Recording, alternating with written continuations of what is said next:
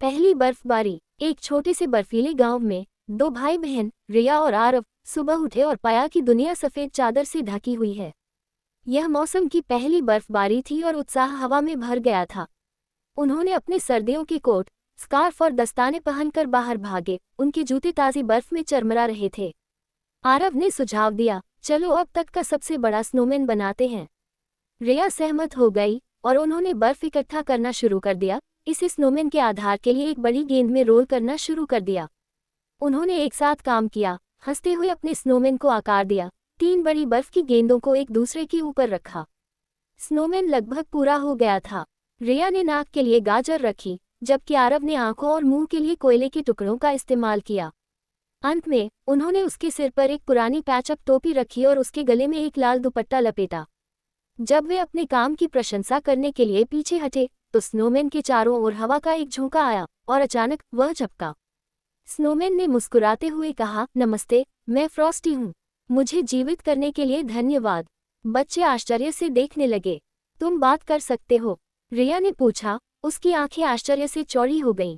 Frosty ने सिर हिलाया। केवल तभी जब तुम्हारे जैसे दयालु बच्चे मुझे प्यार से बनाते हैं। उस पल से रिया, आरव और फ्रॉस्टी सबसे अच्छे दोस्त बन गए। उन्होंने पूरी दोपहर एक साथ खेलते हुए बिताई। उन्होंने एक दूसरे पर बर्फ के गोले फेंके, बर्फ के फरिश्ते बनाए और यहाँ तक कि बर्फ का किला भी बनाया। फ्रॉस्टी की हंसी बर्फीले परिदृश्य में गूंज रही थी और बच्चे मुस्कुराना बंद नहीं कर पा रहे थे। तुम वाकई इसमें अच्छे हो, फ्रॉस्टी ने अपने टहनी जैसे हाथों से ताली बजाते हुए कहा, जब आरव ने एकदम सही बर्फ का फरिश्ता बनाया। रिया हंसी, और तुम वाकई हमें खुश करने में अच्छे हो, फ्रॉस्टी। शाम होते ही तीनों ने गांव के चौराहे के बीच में एक छोटा सा क्रिसमस ट्री सजाने का फैसला किया। फ्रॉस्टी ने बच्चों को उठाया ताकि वे ऊंची शाखाओं पर आभूषण लटका सके और वे पेड़ पर चमकदार बाउबल्स, टिमटिमाती रोशनी और कैंडी केन रखते समय खिलखिलाकर हंसने लगे। स्टार को मत भूलना, फ्रॉस्टी ने रिया को देते हुए कहा। उसने इसे सबसे ऊपर रखा और पेड़ खूबसूरती से जगमगा उठा। यह एकदम सही है, आरव ने कहा। मस्ती से थककर दोस्त एक छोटी सी बाहरी आग के चारों ओर बैठ गए।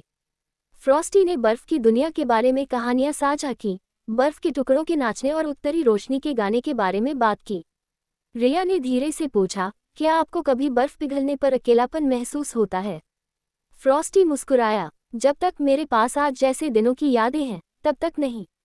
आग की गर्मी ने उन्हें चारों ओर से घेर लिया और एक पल के लिए ऐसा लगा कि ठंडी सर्दी उन्हें छू नहीं सकती। अगले दिन फ्रॉस्टी बच्चों को पास के एक जमे हुए तालाब में ले गया। उन्होंने पहली बार आइस स्केटिंग करने की कोशिश की और हालांकि वे कई बार फिसले और गिरे, फ्रॉस्टी उन्हें पकड़ने के लिए हमेशा मौजूद थे। चिंता मत करो, वह हंसा, गिरना भी मौज मस्ती का हिस्सा है। दोपहर के अंत तक वे अपने स्नोमैन दोस्त का हाथ थामे हुए बर्फ पर शानदार तरीके से फिसल रहे थे।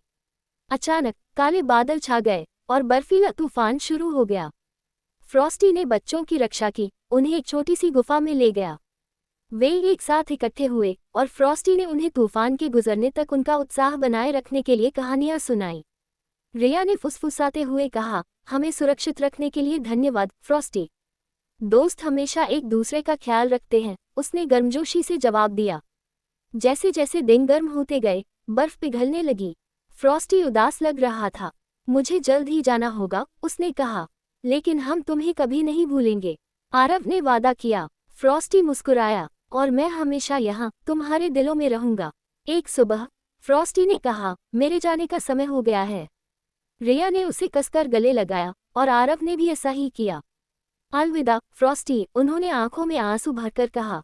अगली सर्दी तक, उसने पलक झपकाते हुए जवाब दिया। अगले क्रिसमस पर रिया और आरव पहली बर्फबारी को देखकर मुस्कुराए। हम जल्द ही फिर मिलेंगे, फ्रॉस्टी, उन्होंने फुसफुसाते हुए कहा, ये जानते हुए कि उनका जादुई दोस्त हमेशा उनके साथ रहेगा।